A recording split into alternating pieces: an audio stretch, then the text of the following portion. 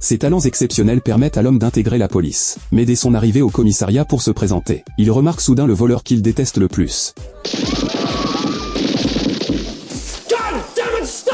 En voyant un collègue se faire réprimander par l'instructeur, Joby décide de montrer son talent spécial.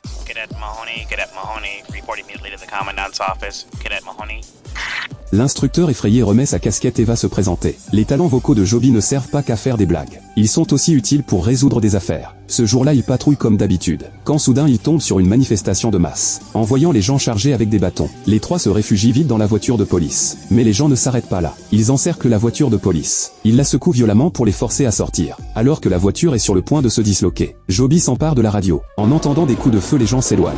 Le chef en profite pour accélérer et s'enfuir. Ils pensent avoir échappé au danger. Mais au premier virage, la voiture perd le contrôle et s'écrase sur le bord de la route. Les gens réalisent et reviennent à la charge. Les quatre abandonnent la voiture et se réfugient dans un bâtiment voisin. Mais l'instructeur court trop lentement et se fait capturer par les émeutiers. Pour sauver l'instructeur, les élèves montent sur le toit et négocient un échange d'otages avec les malfrats. Pour gagner leur confiance, le policier jette son arme. Alors qu'ils pensent avoir réussi, les malfrats découvrent leur plan et les prennent tous les deux en otage. Alors que les malfrats s'apprêtent à tirer, un homme s'approche soudain. Il prétend être un complice des malfrats. Ceux-ci n'ont aucun soupçon. Ils lui font signe de venir aider, sans savoir que c'est un policier déguisé. Puis l'homme s'approche des policiers. Il semble les réprimander, mais cherche en fait une occasion de contre-attaquer.